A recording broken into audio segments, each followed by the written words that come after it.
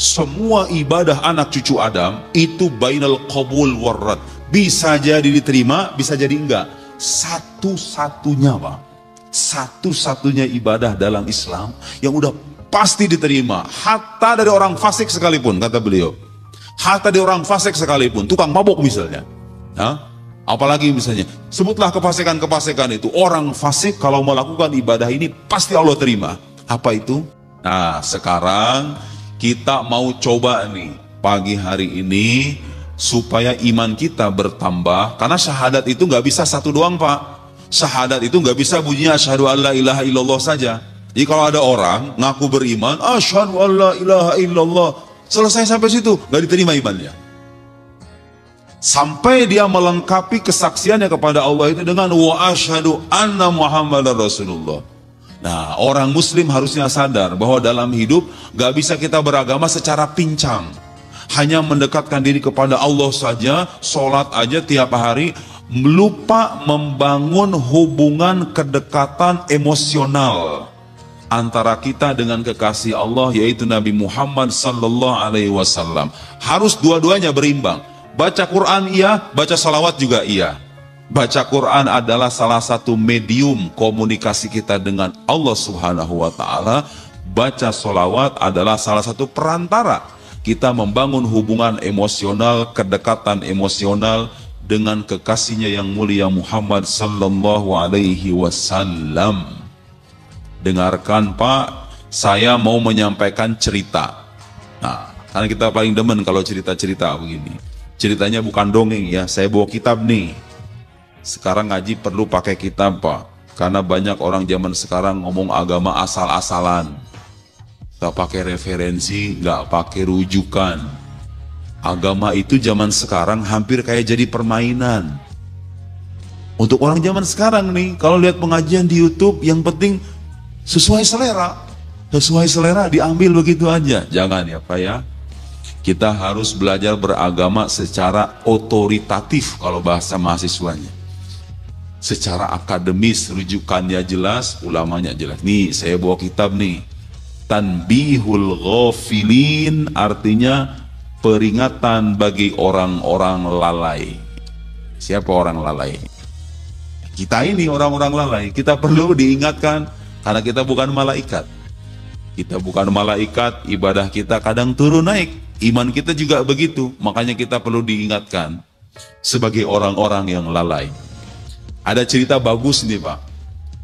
Saya cerita ini ya, halaman 277, Tanbihul Ghafilin, karangan Imam Abu Laith Nasr ibn Muhammad As-Samarqandi. Ini ulama salaf, ulama generasi masa lampau. Sami'tu abi, jadi ini cerita dari ayahnya beliau. Relevan cerita ini dengan tema yang kita jadikan bahan pagi hari ini, tentang salawat kepada Nabi sallallahu alaihi wasallam, supaya kita tahu apa fadilah dan keutamaan salawat itu. Lihat, Sami'atu abi yahki, aku menyimak ayahku bercerita. Kana Sufyan ats-Tsauri, Sufyan ats-Tsauri ini perlu kita tahu Amirul Mukminin fi ilmil hadis. Jadi ini ulama besar dalam ilmu hadis, ulama besar, bukan ulama kaleng-kaleng ya, bukan ustadz YouTube, ini ulama beneran. Sufyan ats-Tsauri namanya. Bainama huwa yatuf idh ra'a rajulan la yarfa'u qadaman wa la yadha'u qadaman illa huwa yusalli 'ala nabi. Waktu dia berkeliling di sebuah tempat, dia melihat seseorang, ini orang gak duduk, gak berdiri, kemanapun dia pergi, udah pasti salawat sama Nabi. Allahumma sholli ala sayyidina Muhammad wa ala ali Muhammad, Allahumma sholli ala Muhammad. Tiap hari lisannya itu gak pernah berhenti dari salawat kepada Nabi. Bangun dari sholat, pergi ke kamar mandi, 5 menit lumayan kan, salawat kepada Nabi. Selesai dari kamar mandi, ke musola lagi, kira-kira begitu, salawat kepada Nabi. Mau naik kendaraan, salawat sama Nabi. Selalu salawat kepada Nabi. Lalu Sufyan ats-Tsauri nanya sama orang ini. Qultu lahu, ya hadha, Bapak, kira-kira begitu. Ya hadha, innaka qad tarakta tasbih wa tahlil wa aqbalta bis salah ala Nabi sallallahu alaihi wasallam. Hal indaka fi hadha syai'? Pak, Kok bisa-bisanya bapak tuh zikirnya selawat terus ya? Meninggalkan tasbih, meninggalkan tahlil. Tahlil maksudnya ucapan la ilaha illallah ya. Tahlil itu maksudnya ucapan la ilaha illallah. Bukan tahlil versi orang Indonesia dalam arti ngeriung gitu. Kemudian dikasih makanan, kemudian itu salah satu tahlil versi orang Indonesia. Karena dalam tahlil itu kita baca tahlil juga. Dalam tahlilan itu kita baca tahlil juga. Kok bisa kamu itu zikirnya hanya sholawat saja, meninggalkan tasbih, meninggalkan tahlil, lalu engkau terus menerus sholawat kepada Nabi? Ada apa? Kata Sufyan Ats-Tsauri nanya sama orang itu, kok bisa kamu cara berzikirnya begitu? Qala, orang itu balik nanya, man anta afakallah, semoga Allah memaafkan. Siapa engkau itu? Dia nggak tahu ini seorang ulama besar. Orang tadi nanya balik, kamu siapa? Fakultu, kata Sufyan Ats-Tsauri, beliau menjawab, ana Sufyan Ats-Tsauri. Aku Sufyan Ats-Tsauri. Sufyan Ats-Tsauri ini kalau di Indonesia sekarang siapa ulama paling besar itu ya? Oh itulah ulama besar di zamannya. Ana Sufyan Ats-Tsauri. Aku Sufyan Ats-Tsauri. Qala, laula annaka gharib min ahli zamanik ma akhbartuk an hali wala atla'tuk an sirri. Ini orang ini kayaknya nggak tahu Sufyan Ats-Tsauri. Dia menyangkanya ini orang asing. Kata orang tadi, seandainya yang kamu itu bukan orang asing, aku nggak bakal mau ngasih tahu rahasiaku. Kata orang tadi itu. Padahal ini Sufyan Ats-Tsauri itu bukan orang asing, ulama besar di zamannya, Amirul Mukminin fi ilmil hadis. Bayangin gelarnya itu Amirul Mukminin fi ilmil hadis. Wala atla'tuk ala sirri. Thumma qala li. Nah, ceritalah orang ini kenapa dalam setiap waktu zikirnya itu selalu salawat kepada Rasulullah Sallallahu Alaihi Wasallam. Nih cerita ini relevan untuk orang-orang zaman sekarang yang mengharapkan ampunan dan rahmat Allah, bingung bagaimana caranya memperbaiki hidup, merasa beragama itu terasa kering, tidak ada maknanya karena dia nggak melibatkan perasaan dan emosionalitasnya kepada Nabi. Apa kata cerita orang ini, Pak? Nah, mari kita simak sama-sama. Kharajtu wa walidi hajjan ila baitillahil haram. Suatu ketika aku keluar menuju Baitul Haram, haji. Aku bersama ayahku pergi haji suatu waktu. Kata beliau ini bercerita.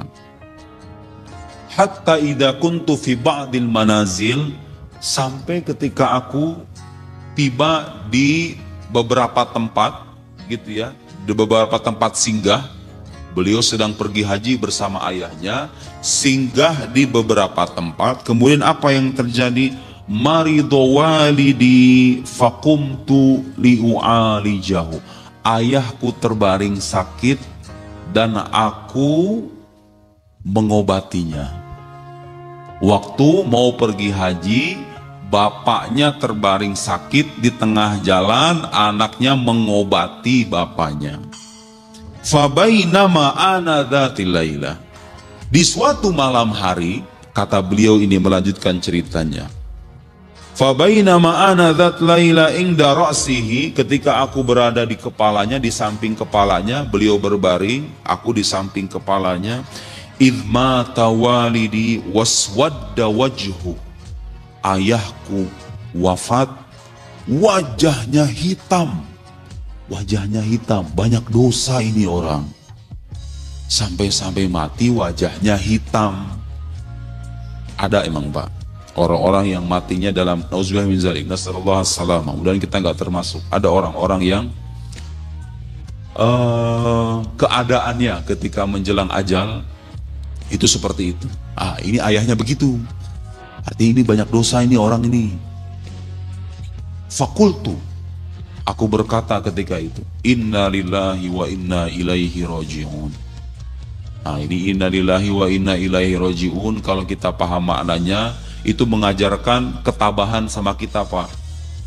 Inna lillah, sesungguhnya kami ini milik Allah. Ya udah, kalau udah milik Allah, Allah pengen ngambil, ya udah. Sedih-sedih ya udah, sedih-sedih seperlunya. Tapi jangan sampai tenggelam dalam kesedihan seolah-olah kalau dia nggak ada, hidup aku juga akan tamat. Jangan. Karena kita ini milik Allah. Inna lillah wa inna ilaihi raji'un. dan kita itu pasti akan kembali kepadanya.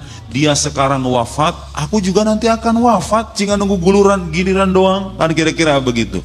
Itu ungkapan innalillahi wa inna ilaihi rajiun, itu ekspresi kepasrahan mutlak kepada Allah manakala ada musibah terjadi atau orang terkasihi meninggal. Kita ucapkan itu supaya kita tidak tenggelam dalam kekecewaan. Kata anak tadi melihat ayahnya wafat, udah gitu mukanya hitam pekat lagi. Innalillahi wa inna ilaihi rajiun. Belum selesai ceritanya, Pak. Fajadabtul izar ala wajhi faghattaitu. Ditariklah sarung atau kain untuk menutupi kepala ayahnya itu. Malu, mukanya hitam, malu. Ambil kain, ditutup itu kepalanya. Faghalabatni aini fanimtu. Tiba-tiba aku tertidur, ngantuk. Ketika udah ditutup itu kepala, kemudian tiba-tiba aku ngantuk, kata orang tadi. Fa'idha ana birajul lam ara ahsan minhu wajhan wala anzab minhu thawban. Tiba-tiba di mimpi itu aku ketemu orang. Tidak pernah aku menjumpai orang yang paling indah perawakannya selain orang itu.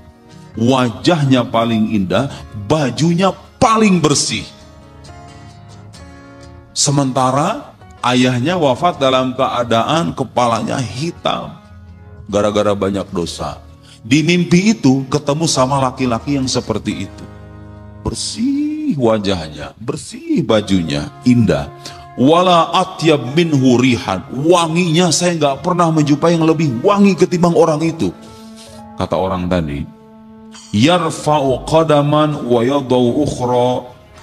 Hatta dia berjalan, laki-laki itu yarfa'u qadaman wa yadau ukhra, itu artinya berjalan. Hatta dana min walidi, mendekatlah laki-laki yang berperawakan bersih itu kepada ayahku, mendekat ke ayahnya. Apa yang terjadi, Pak? Fakasyafal izar an wajhi. Kain yang tadi ditutupkan oleh sang anak sama laki-laki yang berperawakan bersih ini dibuka. Kain penutup kepalanya yang hitam itu dibuka sama laki-laki tadi. Ini pendosa ya, pendosa. Fakasyafal izar an wajhi fa'ammara yadahu. Amarra artinya ini, mengusapkan tangannya. Fa'amarra yadahu ala wajhi. Kemudian wajah laki-laki tadi yang terbaring dengan wajah hitam pekat diusap sama laki-laki yang berperawakan bersih tadi, diusap. Fabiyaddo, pas diusap tiba-tiba berubah menjadi putih. Tadinya hitam, hitam bekas dosa. Sama laki-laki tadi cuma dibuka, kemudian diusap dengan tangannya, bersih. Thumma walla raji'an. Ya sudah, setelah itu laki-laki tadi balik lagi. Setelah mengusap kepalanya, kemudian balik lagi. Fata'allaqtu bi thawbihi. Tapi aku tarik kainnya. Pas dia mau pergi, selesai mengusap kepala ayahku, kata orang tadi, orang itu mau pergi, aku tarik bajunya. Ta'allaqtu bi faqultu. Aku kemudian berkata, Man antalladzi manallahu ala walidika fi ardil ghurbah. Pak, Bapak siapa yang bisa ngubah wajah ayah saya seperti ini di tengah keterasingan? Ini kan lagi perjalanan menuju haji. Di tengah keterasingan gitu ya. Siapa? Terheran-heran. Anak tadi, sang anak terheran-heran. Bapak siapa? Kok bisa membuat ayah saya seperti ini? Kira-kira begitu terjemahan bebasnya. Qala, laki-laki yang berperawakan bersih tadi berkata, Awama ta'arifuni? Engkau tidak mengenalku? Ana Muhammad ibn Abdullah sahibul Quran. Akulah Muhammad putra Abdullah yang membawa Al-Quran. Rasulullah sallallahu alaihi wasallam datang dalam mimpi mengusap kepala ayahnya yang penuh dosa itu dengan usapan tangan Rasulullah, putih semuanya. Amma inna walidaka kana musrifan ala nafsihi. Betul nak, ayahmu itu pendosa, musrif. Musrif itu Pak, bukan cuma pendosa, melampaui batas dalam berbuat dosa. Melampaui batas. Jadi kalau misalnya maksiat, bukan maksiat bolong-bolong, emang kerjaannya maksiat. Kan ada yang kayak begitu orang. Maksiat itu sudah mendarah daging dalam kehidupannya. Kan ada itu yang kayak begitu. Amma inna walidaka musrifan ala nafsi, kana musrifan ala nafsihi, walakin, tapi kata Nabi apa? Kana yukthirus sholata alai. Allahu Akbar. Tapi ayahmu ini nak banyak membaca sholawat kepadaku. Falamma nazala bihi ma nazal, ketika dia ditimpa oleh musibah yang menimpa dia, sakaratul maut, maksudnya pas sudah sakaratul maut, Israel datang, istaghatha bi, dia minta pertolonganku. Istaghatha artinya minta pertolongan. Wa ana ghiyathu liman aktharas salata ar-rasul lawajadullaha tawwabar rahima. Seandainya kata Al-Quran, mereka itu ketika menzolimi mereka. Ini kita zolim sama diri kita kan banyak pak. Udah ngaku aja.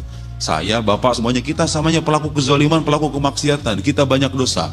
Seandainya ketika mereka berbuat dosa, idzalamu anfusahum ja'uka, datang kepadamu wahai Muhammad.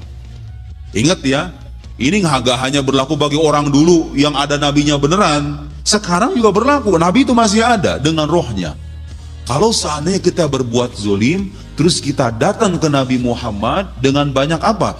Banyak membaca sholawat. Kalau kita sekarang, kalau ke Madinah perlu biaya pak. Cara termudahnya banyak baca sholawat. Tahu nggak apa kata Al-Quran? Kalau seandainya ketika kita berbuat zolim, kemudian kita datang ke Nabi Muhammad, ja'uka fastaghfarullah. Kemudian mereka memohon ampun kepada Allah. Ingat ya, yang memberikan ampunan itu Allah. Kita minta ampunan pun kepada Allah. Nabi itu hanya perantara, ya. Nggak musyrik pak, nggak musyrik. Tenang, saya jelaskan nanti. Supaya ada orang bilang musyrik itu kalau begitu tuh. Kalau namanya minta pertolongan sama Nabi, minta pertolongan sama Allah, betul. Kita minta pertolongan sama Allah. Tapi Allah mensyariatkan supaya kita menjadikan Nabi Muhammad sebagai perantara kita menuju Allah. Walau annahum idzalamu anfusahum ja'uka fastaghfarullaha, mereka minta ampun kepada wastaghfara lahumur rasul, kemudian Rasul memintakan ampunan kepada mereka. Lihat, orang berbuat zolim datang ke Nabi, banyak baca sholawat, memohon ampun kepada Allah, beristighfar, kemudian Nabi memohonkan ampunan untuk orang itu. Apa coba balasannya pak? Musyrik itu? Musyrik? Kata Al-Quran? Enggak, bukan. Lawajadullaha tawwabar rahima. Mereka pasti akan menjumpai Allah sebagai zat yang maha menerima taubat dan maha pengasih. Artinya, kalau kita berbuat zalim, kita berbuat maksiat, datang ke Nabi Muhammad, banyak baca sholawat, minta ampun sama Allah, maka kita akan menjumpai Allah sebagai zat yang maha menerima taubat dan mengasihi kita. Otomatis diampuni itu. Kalau kita menjadikan Nabi Muhammad sallallahu alaihi wasallam sebagai perantara. Dosa kita yang terlalu banyak pak. Barangkali kalau kita megang baju Nabi, kira-kira begitu ya, dua tanda petik. Kalau kita megang baju Nabi, kita kecipratan tuh. Lihat Al-Quran. Lawajadullaha tawwabar rahimah. Lanjutannya apa pak? Fala wa rabbika la yu'minun, demi Allah mereka itu tidak beriman, hatta yuhaqqimuka fima syajara bainahum, sampai mereka menjadikanmu sebagai hakim, sebagai pemutus perkara apa yang terjadi di antara mereka. Hatta yuhaqqimuka fima syajara thumma la yajidu fi anfusihim harajan mimma qadait, kemudian mereka tidak merasa berat hati terkait apa yang kau putuskan wahai Muhammad, wa yusallimu taslima, dan mereka menerima dengan sepenuhnya. Makanya orang itu hanya bisa dikatakan beriman kalau menjadikan Muhammad sebagai satu-satunya pedoman hidup dan pemutus perkara hidupnya. Hanya kita ini kalau punya orang tua kita dirasa mampu mengatasi masalah kita, datangkan pak ke orang tua, bapak tolong akulah, aku sudah terhimpit hutang, pinjol, sudah nggak, judi online sih, jadi lagi rame itu orang bisa punya terhimpit masalah judi online. Bertobat, beristighfar, banyak baca sholawat, datang ke Nabi Muhammad, minta ampunan kepada Allah. Nabi Muhammad memintakan ampunan kepada anda, dosa anda terampuni, hidup anda akan lebih baik. Sesuai dengan Al-Quranul Karim, cerita semacam ini mengajak kita untuk senantiasa memperbanyak salawat kepada Rasulullah Sallallahu Alaihi Wasallam. Lihat apa balasannya? Orang berbuat dosa, karena begitu memang Pak. Ada kalanya orang berbuat buruk, perbuatan buruk ini ditambal oleh perbuatan baik. Apa yang terjadi? Perbuatan baik ini menghapus perbuatan buruk.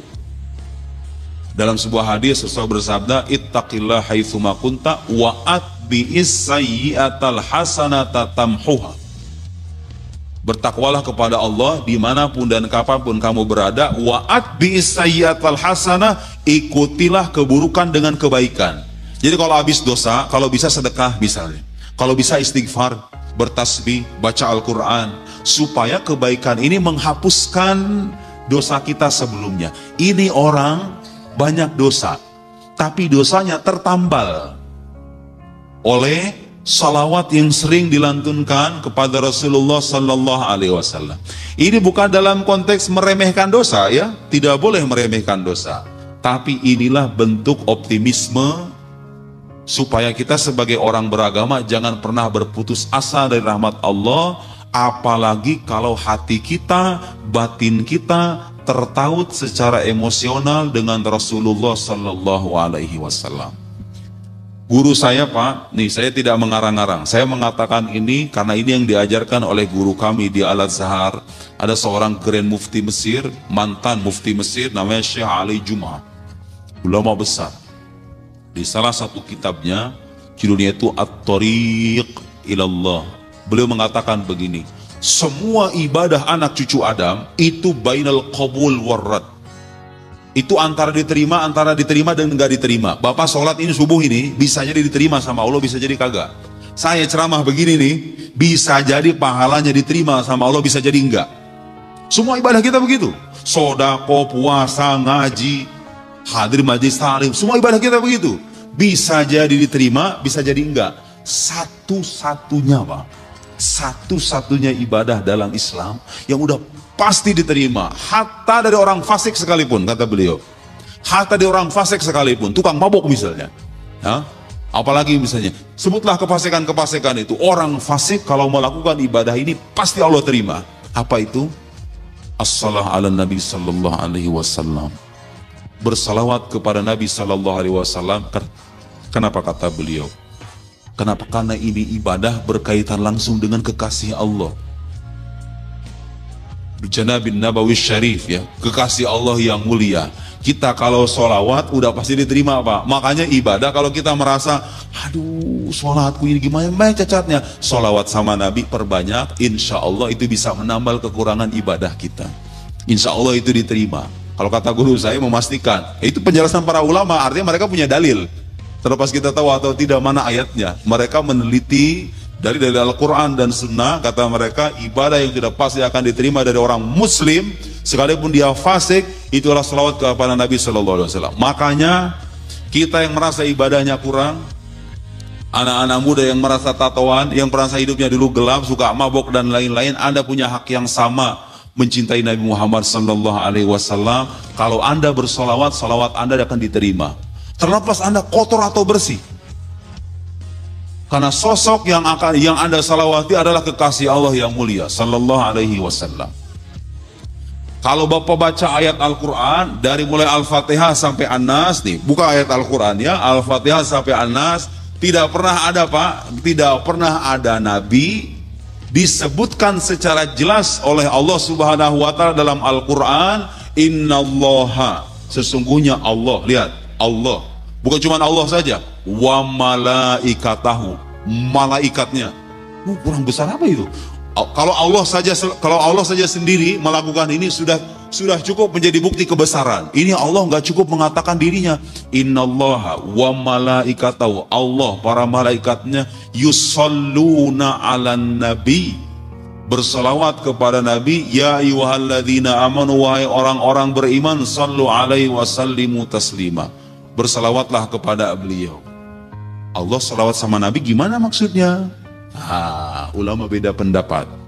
Tapi saya berikan pendapat yang saya pelajari dari guru saya. Salawat Allah kepada Nabi pastinya tidak seperti kita.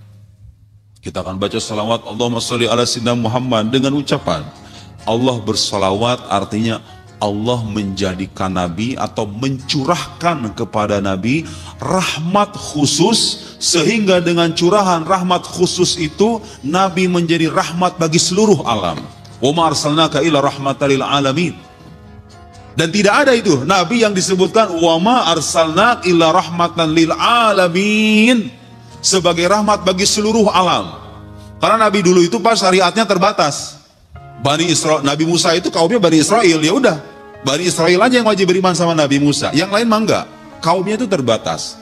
Nabi Musanya wafat, ya sudah diganti sama Nabi yang lain. Nabi kita ini syariatnya sampai hari kiamat nanti.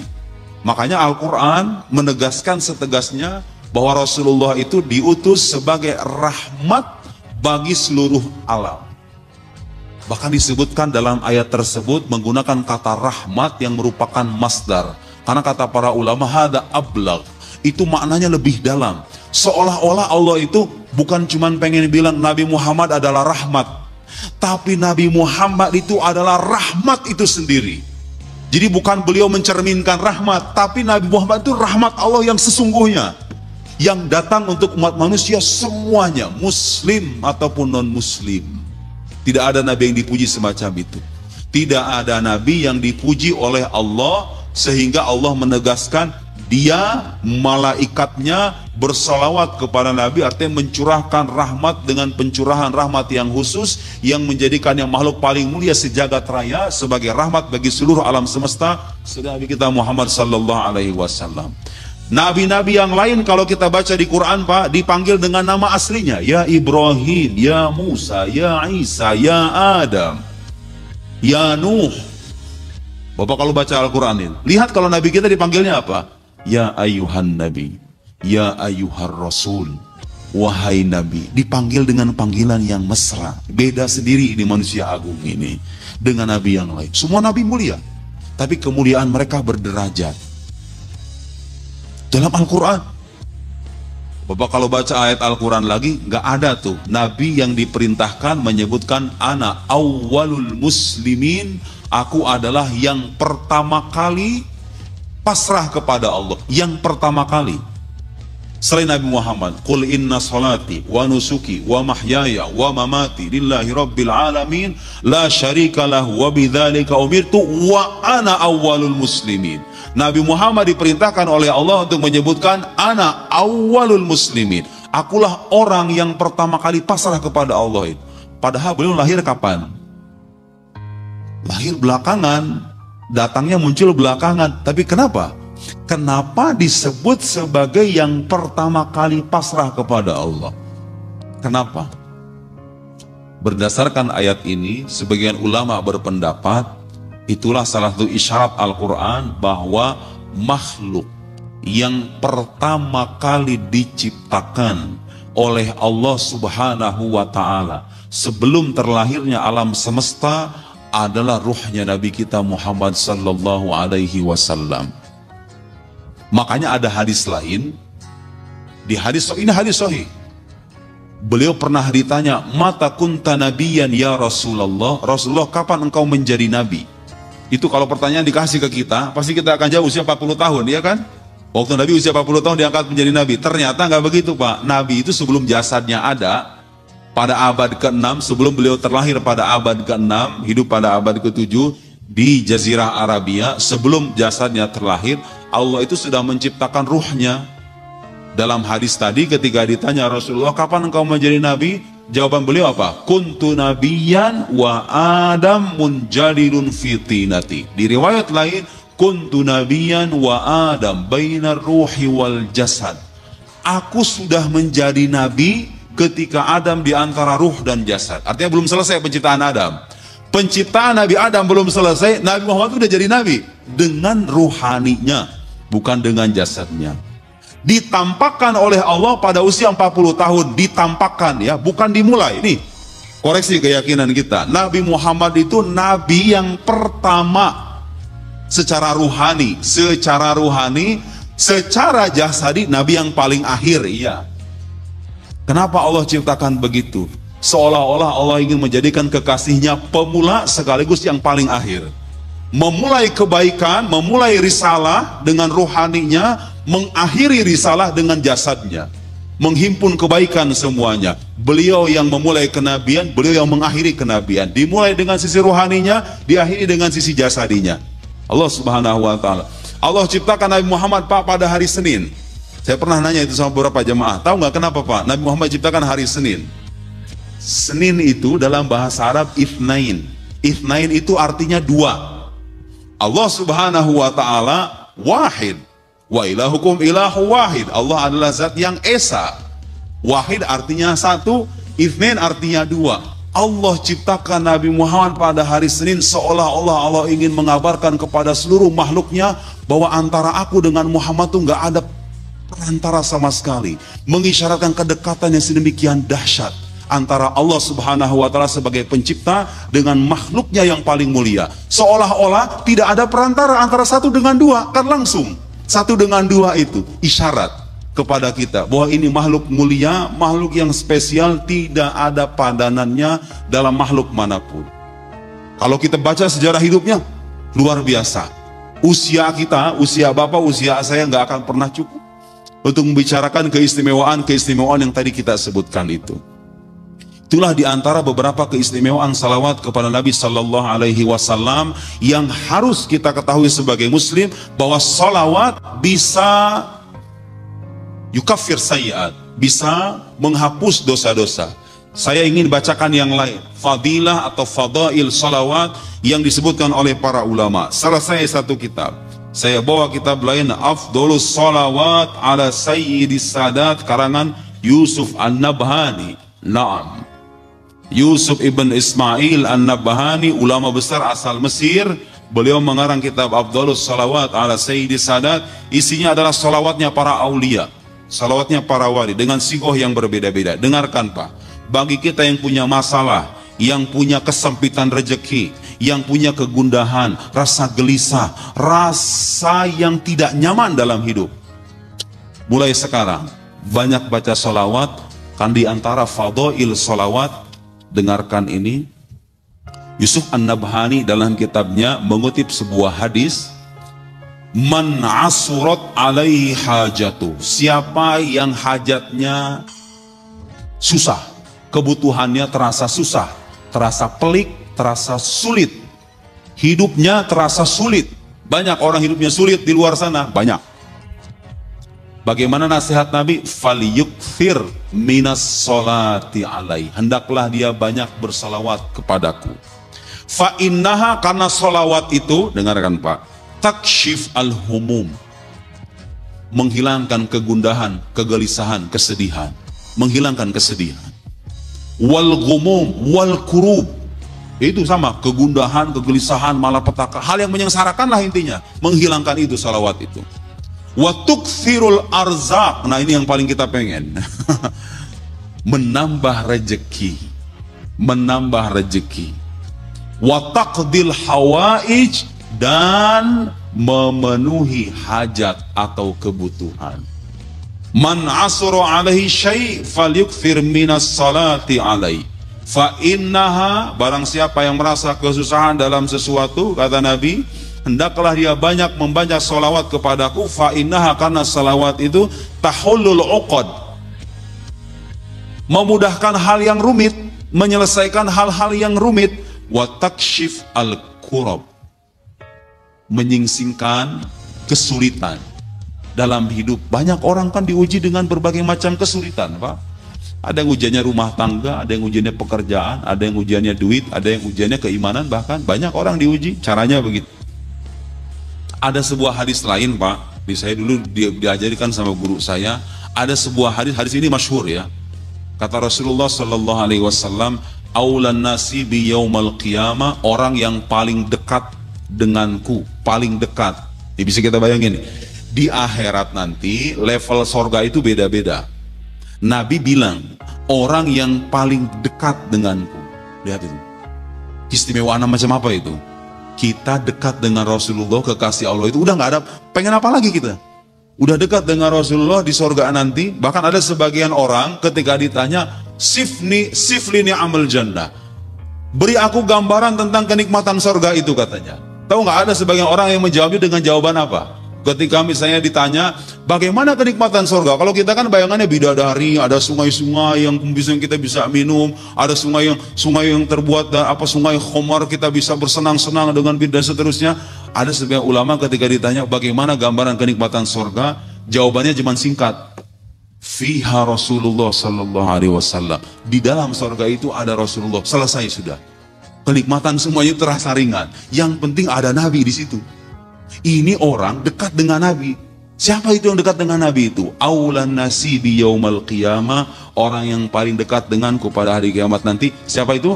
Aktsaruhum alayya sholatan. Orang yang paling banyak membaca sholawat kepadaku. Kenapa? Kenapa? Dulu saya nanya kayak gitu sama Gus. Kenapa? Kenapa itu? Kenapa orang kalau banyak baca sholawat sama Nabi itu bisa dekat dengan Nabi kelak? Jawabannya Pak, ternyata kalau orang banyak membaca sholawat kepada Nabi, itu dengan sendirinya dia akan ringan berbuat taat, susah berbuat maksiat, hidup terasa ringan, pasrah kepada takdir Tuhan, sejuk, tenang batinnya, ibadah akan mudah dia lakukan, maksiat akan mudah dia tinggalkan. Ya sudah, orang kalau sudah taat beragama sampai pada level itu, ditambah keimanan yang semakin tebal, maka sangat wajar disandingkan dengan Rasulullah nanti, yang paling dekat dengan Rasulullah. Memang begitu efeknya Pak, sholawat itu. Coba aja Pak kalau nggak percaya. Saya pernah cobain soalnya. Dulu dikasih tahu sama guru saya, kalau orang banyak membaca sholawat kepada Nabi, kata beliau, cahaya kenabian itu akan terpatri dalam dirinya. Makanya nih, Bapak kalau punya anak, anaknya bandel-bandel, susah diatur, ajak dia baca sirah Nabi Sallallahu Alaihi Wasallam. Ajak dia ke majelis-majelis sholawat, suruh sholawat sama Nabi. Ajak dia minimal beberapa kali dalam seminggu, bikin majelis lingkaran di dalam rumah, sholawat sama Nabi. Baca sirahnya. Itu Pak, kalau orang rajin membaca sholawat, cahaya kenabian akan terpatri dalam jiwa, jiwanya akan terefek oleh cahaya kenabian itu, maka akan lahir akhlak yang bagus. Ketaatan mudah dilakukan. Karena kita kecipratan keberkahan Nabi Sallallahu Alaihi Wasallam. Jadi sangat wajar kalau orang rajin berbuat taat, meninggalkan maksiat, dengan wasilah memperbanyak baca sholawat itu, dia menjadi makhluk yang dekat dengan kekasih Allah Muhammad Sallallahu Alaihi Wasallam. Terakhir, saya kutip dengan hadis. Kalau hadis tadi mungkin diperselisihkan sama para ulama, hadis sahih atau tidak. Sekarang saya kutipkan hadis sahih yang termaktub dalam kitab hadis yang sahih, yang Anak Bahani mengutip. Ada seorang sahabat namanya Ubay bin Ka'ab. Ubay ibn Ka'ab. Ubay bin Ka'ab suatu ketika datang kepada Rasulullah Sallallahu Alaihi Wasallam. Faqala Ubay. Ubay berkata, Ya Rasulullah, ya Rasulullah, wahai Rasulullah, inni ukthirus salata alaik, fakam aj'alu laka min salati. Rasulullah, aku ini banyak membaca salawat. Kira-kira berapa banyak aku bersalawat kepada engkau ya Rasulullah? Kata Nabi apa? Faqala masyid. Terserah kamu Ubay. Terserah kamu. Kata Ubay menimpal jawaban Nabi, qala ar-ruba'. Ruba' itu artinya seperempat. Jadi kalau misalnya kita doa, kalau misalnya kita berzikir, Ubay itu nanya kira-kira, ini di bagian untuk salawat sama engkau ya Rasulullah kira-kira berapa? Kata Rasulullah, terserah kamu. Nanya lagi Ubay, seperempat ya Rasulullah? Seperempat? Kata Rasulullah apa? Masyi, terserah kamu. Wa in zidta fahuwa khair. Kalau kamu tambah lagi itu lebih baik. Jangan seperempat, kira-kira begitu. Qala an-nisf, setengah dari doa saya, setengah dari zikir saya. Kata Ubay bin Ka'ab. Jawaban Rasulullah apa? Masyi, terserah kamu. Fa in zidta fahuwa khair. Kalau engkau tambah lagi itu lebih baik. Qala athulutsain, 2/3. 2/3 aku jadikan salawat kepada engkau ya Rasulullah. Jawaban Nabi, masyi, terserah engkau. Wa in zidta fahuwa khair. Kalau engkau tambah lagi itu lebih baik. Di akhir Nabi bilang apa Pak? Nih. Qala Rasulullah. Ubay bin Ka'ab berkata, ya Rasulullah, fa'aj'al salati kullahalak. Aku menjadikan semua zikirku, doaku itu salawat kepada engkau ya Rasulullah. Tahu nggak jawaban Nabi apa? Ini orang kalau sampai-sampai ketika berdoa itu nggak sempat ngucapin hajatnya sama Allah, salawat aja sama Nabi terus menerus. Tahu nggak balasannya apa Pak? Jawaban Nabi katanya apa? Qala idzan tukfahammak wa yughfaru dzambak. Saya akan tutup dengan hadis ini. Kalau orang banyak membaca sholawat, sampai-sampai sholawat itu melupakan dirinya berdoa sama Allah, kata Nabi apa? Kata Nabi apa? Tukfahammak, kegelisahanmu akan hilang. Kegundahan, kegelisahan, kesengsaraan batin kita ini akan lenyap. Bukan cuma itu Pak, wa yughfaru dzambak, dosamu akan diampuni. Udah, kita pengen apa lagi itu? Dosa sama Allah diampuni, masalah hidup kita terasa ringan, kesulitan kita dihilangkan, apalagi yang kita pengen? Wasilahnya apa? Memperbanyak salawat kepada Rasulullah Sallallahu Alaihi Wasallam, karena beliaulah pelantara kita menuju Allah Subhanahu wa Ta'ala. Saya cukupkan demikian. Jika ada pertanyaan, mari kita buka tanya sesi jawab. Bismillahirrahmanirrahim. Assalamualaikum warahmatullahi wabarakatuh. Waalaikumsalam warahmatullahi wabarakatuh. Mohon izin Pak Ustadz mau bertanya berkaitan paparan yang Ustadz berikan tadi, bahwa salawat itu memberikan sangat bermanfaat kepada kita. Kami mau bertanya Pak Ustadz, kalau zikir kan itu tergantung makom keimanan ya masing-masing. Bagus. Sehingga zikir itu kan yang terbaik adalah apa sebenarnya? Begitu juga selawat. Sebenarnya selawat yang terbaik itu seperti apa bacaannya Pak Ustadz dengan sirohnya, sehingga kami dapat mengamalkannya kira-kira gitu. Karena beberapa ada yang menyatakan bahwa selawat itu adalah at-tahiyatulnya terakhir di sholat. Kira-kira seperti itu. Ada juga yang cuma mengucapkan Allahumma sholli ala Sayyidina Muhammad wa ala ali Muhammad. Nah, ini yang terbaik itu seperti apa? Itu yang pertama Pak Ustadz. Yang kedua, berkaitan tadi dengan mimpinya Rasul. Rasul pernah mengatakan bahwa tidak ada satupun makhluk yang menyerupai Nabi Muhammad yang datang dalam mimpi. Seperti itu kira-kira gambarannya. Artinya tidak ada makhluk yang bisa menyerupai Nabi Muhammad yang datang dalam mimpi. Tapi belakangan ini Pak Ustadz, ada dari Pakistan yang mengaku Imam Mahdi, yang katanya dia didatangi mimpi oleh Nabi Muhammad yang menyatakan beberapa kabar kira-kira seperti itu. Dan itu diyakini sebagian besar orang-orang di Pakistan dan dunia, sehingga ini membuat kita merasa tidak yakin, tapi dia menyatakan dia demi Allah, kira-kira seperti itu.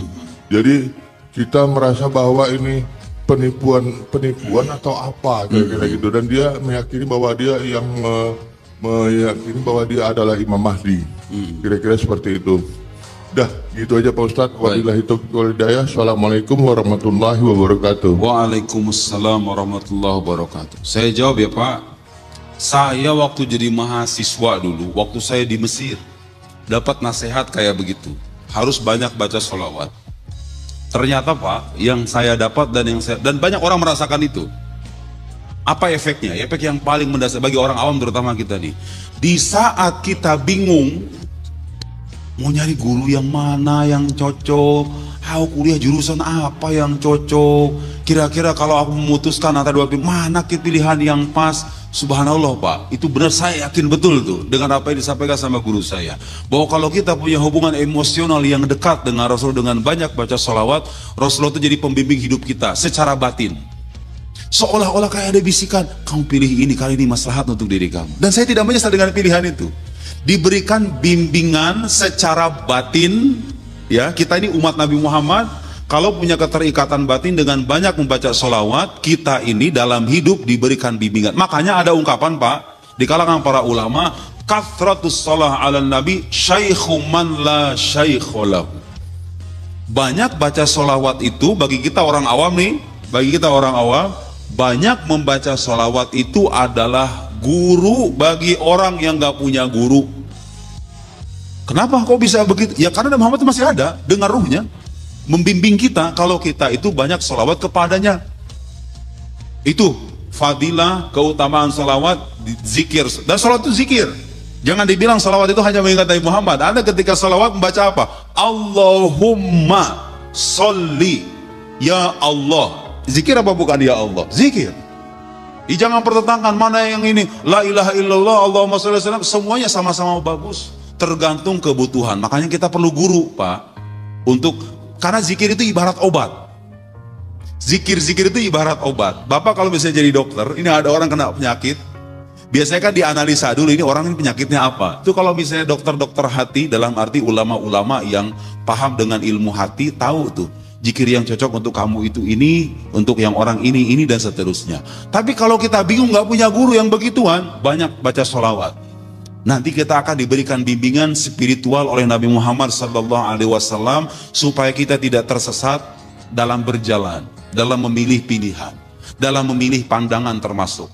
Makanya rata-rata itu Pak, rata-rata orang yang terjerumus ke dalam pikiran sesat, pikiran aneh-aneh yang beda dengan ulama, itu rata-rata orang-orang yang gak punya ikatan emosional yang bagus dengan nabinya. Yang disebut oleh lisannya itu bukan Rasulullah, tapi siapa? Fulan, tokoh-tokoh dalam kelompoknya. Kalau orang itu punya kedekatan emosional yang sangat bagus dengan nabinya, Nabi akan membimbing kehidupannya. Nasihat dari guru saya sampaikan ke sini. Kalau Bapak ada suatu saat nanti dalam keadaan terhimpit, bingung, ingin menentukan pilihan, lihat, Bapak kerasan. Saya ngerasain soalnya waktu dulu kayak begitu. Dipermudah, bukan hanya dipermudah, manakala kita bingung menentukan pilihan, seolah-olah Allah memudahkan kita untuk memutuskan pilihan, karena kita mendapatkan bimbingan batin. Dan bukan cuma kita, semua umat Nabi Muhammad kalau melakukan hal semacam itu akan mendapatkan bimbingan nabinya. Karena Nabi tidak pernah melepaskan kita. Hayati khairul lakum wa mamati khairul lakum, kata Rasulullah. Hidupku itu baik untuk kalian, matiku pun baik untuk kalian. Tu'radu alayya amalukum, diperlihatkan amalan kalian kepadaku. Jadi Nabi itu tahu amalan kita Pak. Nabi itu tahu persis sekarang kita sholat subuh berjamaah mengadakan majlis taklim. Nabi itu tahu. Nabi itu tahu kita, Bapak saya dengan nama dan bin-binnya itu tahu. Hadis itu bilang, tu'radu alayya amalukum, diperlihatkan amalanmu kepadaku. Fa in ra'aitu khairan, kalau aku melihat kebaikan, umatku bersedekah, umatku sholat, umatku saling membantu. Apa? Nabi melakukan apa? Hamidullah, aku memuji Allah. Kalau melihat umatnya berbuat baik. Bagaimana kalau melihat umatnya berlaku buruk? Wa in ra'aitu syarran, kalau yang aku lihat itu keburukan, apa yang Nabi lakukan sama kita Pak? Istaghfartullaha lakum, aku memohonkan ampunan kepada Allah untuk kalian. Nah, saya mau nanya nih, kira-kira aja ya, kalau Nabi yang istighfar buat kita, Nabi istighfar buat kita, kira-kira diterima apa enggak itu Pak istighfarnya? Mungkin gak istighfar Nabi itu ditolak sama Allah? Mungkin gak? Gak mungkin. Makanya wahai orang muslim, jangan pernah ada rasa putus asa dalam hidup, seolah-olah udah mentok begitu, seolah-olah pesimis, Tuhan masih nerima saya apa kagak? Kamu muslim, membaca syahadat, dalam dirimu masih ada cahaya la ilaha illallah Muhammadur Rasulullah, gak usah khawatir. Nabi itu memintakan ampunan. Di alam barzakhnya, Nabi itu memintakan ampunan, beristighfar. Untuk siapa? Untuk kita ini. Makanya tugas kita apa? Beribadah, menunaikan perintah Allah, menjauhi larangannya semampunya. Kalau kita terjerumus ke dalam dosa, langsung bertaubat. Jangan pernah ada rasa putus asa seolah-olah hidup kita itu gelap, enggak. Nabi memohonkan ampun kepada Allah untuk kita. Apa coba itu rasa pesimis? Rasa pesimis apa yang bisa masuk ke dalam hati kita di saat kita tahu kalau nabinya sendiri mintakan ampun untuk umatnya? Jangan sampai ini jadikan alasan menyepelekan dosa Pak. Jangan. Justru ini kita pandang sebagai karunia Allah Subhanahu wa Ta'ala kepada kita. Bahwa Nabi itu saking sayangnya kepada umatnya sampai saya beristighfar. Kemudian pertanyaan kedua Pak, jadi zikir terbaik itu Al-Quran, disebut di satu waktu dikatakan Al-Quranul Karim zikir terbaik, satu waktu la ilaha illallah. Semua itu zikir yang bagus, tapi tergantung kebutuhan kan kadang-kadang. Nah bagi orang awam, bagi orang yang tidak punya guru spiritual, Banyak membaca salawat itu bisa menjadi guru pengganti dari guru manusia gitu. Syaikhu man la syaikha lahu. Pertanyaan kedua, Pak. Kalau ada orang aku sebagai Imam Mahdi, apalagi aku sebagai Dajjal, aku sebagai Imam Mahdi, jangan pernah percaya, Pak. Karena Imam Mahdi itu nanti akan muncul di akhir zaman, namanya juga Muhammad. Itu seorang alim min ulama il Madinah. Kelak itu Imam Mahdi itu seorang ulama dari kota Madinah, nanti akan munculnya di sono, bukan di sini, bukan di Tangerang, bukan di Bekasi, bukan di Solo, bukan di Surabaya, bukan, nanti di sono. Itu pun muncul nanti di akhir zaman dan ulama semuanya akan membaiat. Kapan itu? Gak usah ditungguin, nanti juga akan muncul waktu kiamat dah mau datang, menjelang gitu kira-kira ya, menjelang turun Al-Masih Ad-Dajjal, nama Imam Mahdi itu akan turun. Turunnya itu bukan turun dari langit tiba-tiba turun dari langit seperti Superman gitu, bukan. Jadi manusia normal tumbuh sebagai orang Arab, namanya Muhammad, nasabnya bersambung kepada Ahlul Bait, itu nanti akan beliau seorang ulama, alim ulama il Madinah, orang-orang kemudian akan berkumpul. Jadi bukan dia yang memproklamirkan sebagai Al-Mahdi itu. Orang-orang di sekitarnya Allah berikan ilham, ini Al-Mahdi akhir zaman itu, bukan dia. Makanya kalau ada orang sebagai Al-Mahdi itu pasti bohong itu. Udah pasti bohong. Oke, bagaimana kalau bisa dia saya bersumpah? Ya, jangankan orang kayak begitu, Pak. Maling aja sumpah ada kok. Nggak berarti kalau orang sumpah jadi benar kan? Nah, jangan percaya ya kalau ada orang-orang aku semacam itu. Ada hadis Rasulullah SAW yang menegaskan, man ro'ani fil manam faqad ro'ani haqqan. Barang siapa melihatku dalam mimpi, maka dia sungguh telah melihatku. Fa inna syaitan la yatamatsalu bi. Karena setan itu gak bisa menyerupai diriku. Jadi Nabi itu gak bisa diserupai sama setan. Setan bisa menyerupai Syekh Abdul Qadir Jilani misalnya. Datang ke mimpi Bapak, Sukimin, kamu gak perlu sholat lagi. Kamu sudah sampai kepada Tuhan. Sekarang sudah saatnya kamu meninggalkan ibadah kewajiban sholat itu. Kamu jadi orang yang dekat dengan Tuhan kamu sekarang. Bisa. Wali diserupakan oleh setan, datang ke mimpi kita, nipu kita supaya kita nggak sholat, itu mungkin. Mungkin. Orang soleh diserupakan setan, itu mungkin. Satu-satunya makhluk di alam semesta yang nggak bisa itu diserupai oleh jin dan setan hanya Nabi Muhammad sallallahu alaihi wasallam. Dalam hadis yang sahih dikatakan demikian. Tapi bukan berarti kalau seandainya ada orang ngaku ketemu Nabi, kemudian katanya, kan pengakuan dia itu mah. Kalau katanya ngaku nggak ketemu Nabi, kemudian diangkat sebagai Imam Mahdi, bisa jadi mimpinya salah, ya kan? Kan begini, bisa jadi orang itu menyampaikan mimpi dan cara penyampaiannya keliru, atau cara dia mengingat mimpinya salah. Dia salah kaprah. Pokoknya kalau ada orang aku yang nggak bener, Imam Mahdi lah, atau misalnya apalagi itu Nabi, apalagi Nabi palsu. Kayak dulu di Indonesia itu kan ada nama Nabi palsu. Itu udah pasti salah. Suatu saat nanti Al-Mahdi itu akan turun, kemudian berperang dengan Dajjal, Al-Masih Ad-Dajjal, terbunuh. Nabi Isa akan diturun, karena Nabi Isa itu tidak wafat. Nabi Isa itu diantara nabi yang dipanjangkan usianya oleh Allah, diangkat oleh Allah ke langit. Langit yang mana nggak tahu, itu hal gaib. Yang jelas Allah menyebutkan dalam Al-Quran bahwa Nabi Isa itu diangkat, nanti akan turun bersamaan dengan Al-Mahdi. Al-Mahdi kemudian memimpin sholat subuh, di dalam riwayat dikatakan begitu.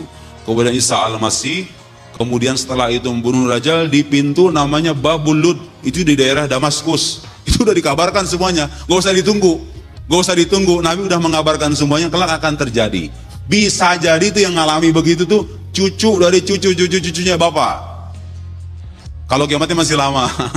Kalau kiamatnya bentar lagi ya nggak tahu. Mungkin anak kita, mungkin cucu kita. Yang jelas semoga kita semua dia jaga dari fitnah yang tidak benar ya. Aliran-aliran yang sesat, mengaku sebagai Al-Mahdi dan lain-lain. Assalamualaikum warahmatullahi wabarakatuh. Waalaikumsalam warahmatullahi wabarakatuh. Terima kasih Pak Ustadz atas kesempatan yang diberikan kepada saya. Yang saya mau tanyakan, tadi kata Pak Ustadz kalau kita banyak baca selawat kepada Nabi, kita akan diampuni dosanya. Nah, kalau begitu apa kaitannya dengan Pak Ustadz istighfar, ucapan istighfar, banyak-banyak istighfar, banyak-banyak banyak-banyak zikir ya. Hasbunallah wa ni'mal wakil, ni'mal maula wa ni'mal nasir, sama zikir-zikir lainnya. Kalau kita hanya selawat Nabi terus sampai ribuan kali, apa bandingannya dengan istighfar 1000 kali, 7000 kali? Kan suka ada lomba gitu kita sama teman-teman. Iya. Demikian pertanyaan saya. Terima kasih. Wassalamualaikum warahmatullahi wabarakatuh. Waalaikumsalam warahmatullahi wabarakatuh. Semua zikir itu bagus, Bu. Karena inti dari zikir itu adalah mengingat Allah Subhanahu wa taala. Zikir, dzakara yadhkur, artinya mengingat. Zikir, kita ini lagi berzikir, jangan salah Ibu. Kita duduk di sini merenungkan sabda Nabi-Nya, mempelajari agama kita, bagian dari zikir, karena pada akhirnya kita dituntut untuk mengingat Allah. Jadi mengingat Allah, manakala ibu pergi ke rumah, punya anak bandelnya luar biasa, ingat sama Gusti Allah. Ya Allah, mungkin ini ujian hidup aku sekarang.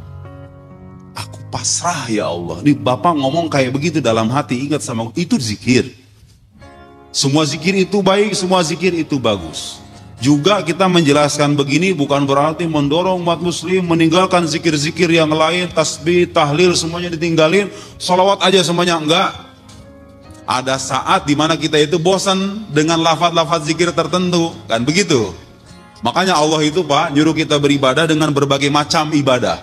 Gak cuma sholat doang, gak cuma puasa doang, ibadah itu banyak bentuknya. Karena Allah tahu kita itu punya kecenderungan bosan ketika sering melakukan sesuatu, ya. Jadi jangan disalahpahami. Dengan penjelasan semacam ini bukan berarti kita menafikan pentingnya berzikir dengan lafaz lain. Oke. Tapi yang ini kita jelaskan, kalau orang mendawamkan sholawat, fadilahnya, pahalanya, buahnya seperti apa? Saya jelasin. Fadhail sholawat itu sangat banyak, gitu ya. Seperti yang tadi kita paparkan. Jadi itu tidak menafikan zikir lagi. Kemudian, zikir juga bisa menghapuskan dosa, gak cuma sholawat Pak. Bahkan gak cuma zikir, perbuatan baik kita Pak. Kalau kita berdosa, kita tambal dengan perbuatan baik. Bapak misalnya gak sengaja berdosa, tiba-tiba sedekah ke fakir miskin 20.000, 30.000, itu sedekah Bapak menghapus dosa yang sebelumnya. Mana dalilnya? Ada di Al-Quran, innal hasanat yudhibna sayyiat. Sesungguhnya kebaikan-kebaikan itu bisa menghilangkan keburukan. Tadi di hadis dikatakan wa'at bi sayyiatal hasanata tamhuha. Ikutilah keburukan itu dengan kebaikan yang akan menghapuskannya. Saya pernah nggak tahu di sini pernah nyampein apa enggak. Yang unik itu begini Pak. Kita ini karena Allah itu saking baiknya sama kita. Kalau misalnya kita, ini ada malaikat di samping kita, ada pencatat kebaikan, ada pencatat keburukan. Itu saya menemukan keterangan dalam sebuah kitab. Kalau misalnya orang berbuat baik, malaikat pencatat kebaikan tuh langsung mencatat. Langsung mencatat. Tapi kalau orang berbuat buruk, malaikat pencatat kebaikan tuh kayak semacam protes dulu. Biarkan dulu, la'allahu yastaghfir. Jangan-jangan dia beristighfar. Tunggu dulu, jangan dulu dicatat kalau orang berbuat buruk, kata malaikat di sampingnya. Jangan dulu dicatat, jangan-jangan dia beristighfar. Manakala dia beristighfar, gak jadi dicatat Pak itu amal keburukannya. Itu sesuai dengan ayat Al-Quran, bahwa kebaikan menghapuskan keburukan. Istighfar, makanya kalau bisa, kalau kita maksiat di suatu tempat, langsung istighfar. Supaya gak dicatat. Supaya gak dicatat sama malaikat, supaya gak dicatat, karena itu bagian dari karom, bagian dari kemuliaan Allah, karunia Allah Subhanahu wa Ta'ala kepada kita orang-orang beriman. Kalau berbuat baik, kalau langsung ditambal dengan kalau berbuat buruk, kalau langsung ditambal dengan kebaikan, kebaikan itu akan menghapuskan keburukan. Semua zikir kalau dicatatkan dengan benar ya, bukan hanya sholawat, tapi sholawat punya fadilah secara khusus. Seperti yang saya jelaskan tadi ya, zikir-zikir yang lain juga sama, punya fadilah-fadilahnya masing-masing. Walhasil kita lafalkan semua yang kita bisa, bukan hanya sholawat saja, tapi sholawat punya keistimewaan yang berbeda dari yang lain. Saya kira begitu ya. Bagaimana Mas? Mana ini moderator? Cukup? Bapak cukup? Kita doa. Mari kita sama-sama tundukkan hati kita, kepala kita Bapak Ibu sekalian. kita berdoa kepada Allah Subhanahu wa taala diawali dengan istighfar 3 kali untuk menghapus dosa-dosa kita semua. Astaghfirullahaladzim, astaghfirullahaladzim, astaghfirullahaladzim. A'udzu billahi minasyaitonir rajim. Bismillahirrahmanirrahim. Alhamdulillahi rabbil alamin. Hamdan yuwafi ni'amahu wa yukafi mazidah. Ya Rabbana lakal hamdu wa syukru kama yanbaghi li jalali wajhikal karim wa 'azimi sultanik. Allahumma salli ala sayyidina Muhammadin nabiyil ummiyil habibil 'alil qadri 'azimil jahi wa ala alihi wa sahbihi wa sallim. Allahumma inna nas'aluka mujibati rahmatik wa azaim maghfiratik wassalamata min kulli ithm wal fawza bil jannah wan najata minan nar. Allahumma arzuqni hubbak wa hubba man yuhibbuk wa hubba kulli amalin yuqarribuni ila hubbik. Allahumma ya muyassir kulla asir yassir alayna kulla asir fa inna taysiral asir alayka yasir. Ya man la yahtaju ila al bayan wat tafsir hajatuna ilayka kathira wa anta 'alim biha wa basir. اللهم يسرنا باليسرى وجنبنا الأسرى واغفر لنا في الآخرة والأولى. اللهم اجعل جمعنا هذا جمعا مرحوما واجعل تفرقنا من بعده تفرقا معصوما. ربنا ظلمنا أنفسنا وإن لم تغفر لنا وترحمنا لنكونن من الخاسرين. ربنا تقبل منا إنك أنت السميع العليم وتب علينا إنك أنت التواب الرحيم. ربنا آتنا في الدنيا حسنة وفي الآخرة حسنة وقنا عذاب النار. دعواهم فيها سبحانك اللهم وتحيتهم فيها سلام وآخر دعوانا أن الحمد لله رب العالمين. الفاتحة. أعوذ بالله من الشيطان الرجيم. بسم الله الرحمن الرحيم. الحمد لله رب العالمين الرحمن الرحيم مالك يوم الدين. إياك نعبد وإياك نستعين اهدنا الصراط المستقيم صراط الذين أنعمت عليهم غير المغضوب عليهم ولا الضالين. سبحانك اللهم وبحمدك أشهد أن لا إله إلا أنت نستغفرك ونتوب إليك. وصلى اللهم على سيدنا محمد وعلى آله وصحبه وسلم. والسلام عليكم ورحمة الله وبركاته.